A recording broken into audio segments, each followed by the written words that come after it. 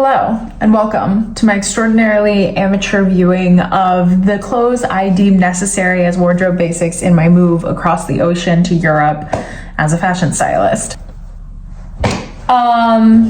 This is a very, I wanted to film this video when I had my lights and my setup and the office done, whatever. I don't have any of that and I don't feel like spending money on it. Oh.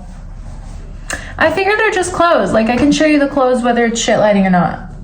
No, I can't actually. The lighting's mediocre in this video, but essentially it's a rainy day. I have nowhere to be. I'm assuming if you clicked on this for the time being, you have nowhere to be. So why don't we spend our time together looking at some fun clothes and seeing maybe if there's some new ways that you can style your clothes after seeing the way that I style mine. And yeah, just forewarning, it's a really simple video. There's not much to it. I just kind of wanted to share a little. And I also want falafel. What was me? Right now I'm filming this huge video on my last 2 weeks in New York before I moved to Europe.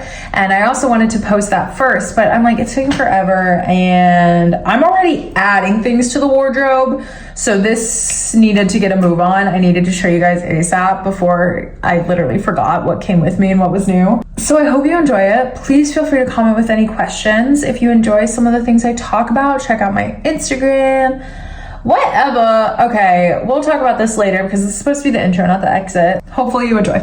This is it. When I found out I was getting one suitcase, my immediate thought was, okay, overalls non-negotiable. Overalls to me are such a flexible item. You'll mostly see me wearing them with a button-up and a blazer.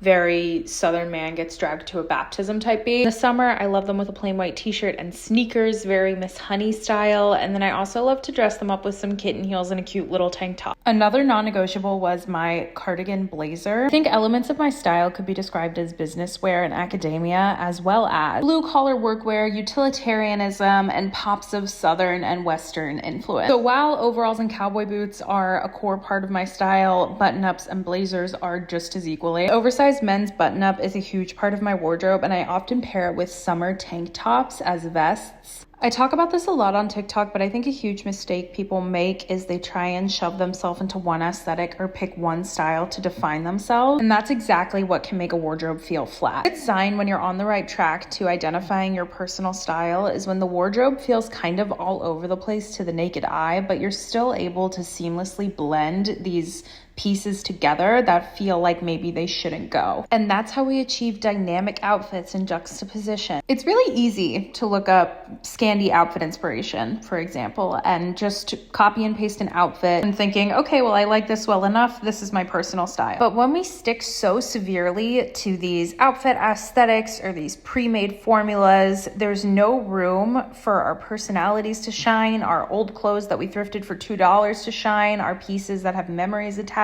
to shine. Okay, I'm going on a tangent. I'm gonna reel it back in. Forgot the title of the video, not gonna lie. So in my suitcase, I packed 3 skirts of varying lengths. I brought my favorite maxi, my favorite midi, and my favorite mini. Something you'll notice about my wardrobe is that any wardrobe staples in a neutral color will always have an interesting shape. Having a wardrobe where even the basics, though neutral in color, still look intentional through some other element sets yourself up for being able to get dressed so easily in the most simple outfits and still feel put together. Especially if you feel you lean more minimalist, shape and texture is going to be where you make all of your fun choices. There were a few other basics that I brought. Turtleneck, but it just has a little lace detailing at the bottom. It's giving Quaker.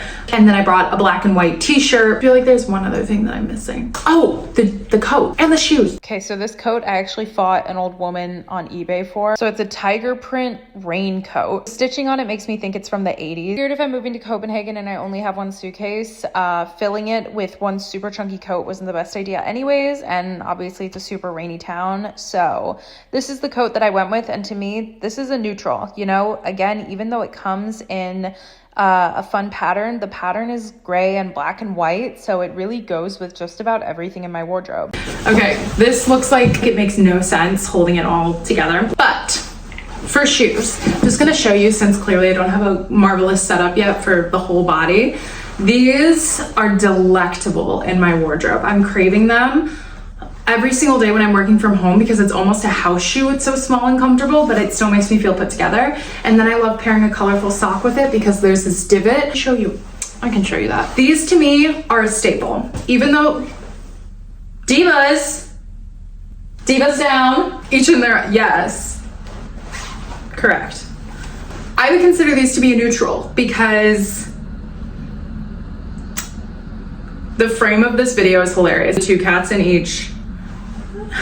These to be a neutral. Even though there's a pattern going on, every single color in it is a brown, an earth tone, something that blends very well in my wardrobe. So these to me go with everything, especially because I'm often wearing them with pants, so all you see is just like this. So yes, very much neutral. Also the dirt makes it gray, which blends with this jacket, marvelous. Then the sneakers that I brought, these bad boys. Again, because my wardrobe is so earth tone and neutral, I love adding primary colors at the top and bottom of the frame.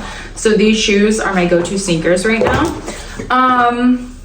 Bon Shop is one of my favorite places to get socks from. If I were to just put a boot here at the bottom of the frame, which I love, I wouldn't be comfortable in that all day, so I'll just take my house shoes, my little Mary Janes, which I love the idea of wearing more than flats, and boom, little lad alert, but sexy.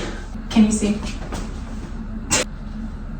Okay, so when it comes to accessories, I like to break the body into 3 different points of interest: hip and below, waist and around, bust and above.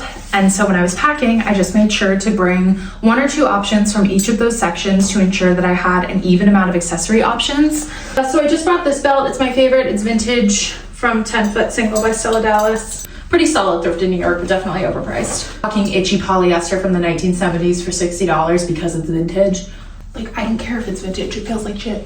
And then I'll do an accessory up top. That can be my glasses for me, which is why I chose my glasses in such an interesting frame, so that it's like work I don't have to do anymore. This hat is like one of the best hits of all time. I love this hat. I got this hat for Christmas like 3 years ago now. A great little springtime outfit. Made of my wardrobe basics, elevated with some styling choices. I'll shut up now. Make accessorizing easier for yourself by breaking the body into 3 sections and writing out your accessory options in each of those 3 sections. Then all you have to do is look at your list, pick 1 accessory from each section, and walk out the door. And another accessory I brought for the bust and above area is this necktie. I made this inspired by J.W. Anderson. Every time I wear this, I always get compliments on it. Some people have even recreated it, which is really sweet. I often wear this with like my overalls or something. So of course I did some shopping. And I plan on doing much more. Like, there's things that I left behind because I knew I wanted a newer version, or I knew I wanted to wait to replace it with something here. And so I would love to do a video on that as well. Some of my the purchases that I made to refill the wardrobe after moving. I got a pair of dark wash jeans because blue jeans, black jeans, that's all a girl needs. I also did kind of cheat because I'm a lesbian, so my girlfriend's closet is also my closet, and she takes care of a lot of things that I don't have. But these are my wardrobe staples and what I would consider, if I had to label it, my capsule wardrobe. Hopefully this was insightful or helpful. To see more of my bite-sized styling tips, you can follow me on Instagram or TikTok. This is where I'm more chill and relaxed. TikTok is where I just spew out fashion information, and Instagram is more of my work account. Click the link in my bio for more free fashion resources. Comment with any questions, ideas, or concerns. Everything that's shoppable is going to be linked in the bio below. I think that's everything. Thank you so much for joining. Hopefully this was helpful or insightful. I have so much to look forward to this year. In 2 weeks I'll be in Prague. So excited to go thrifting there. And we'll be in Slovakia. I'll be back in New York City. I'm going to New York City for work in April. Going to Paris the last week of April, which again, amazing thrifting, amazing. But I can't wait to go back to Paris. Many other travel plans. So definitely stick around, because this is where the more vlogs and the everyday and the things that have to do with my life are gonna be. So if that's of interest to you, stick around. Thank you so much for watching and have a fantastic day. Bye.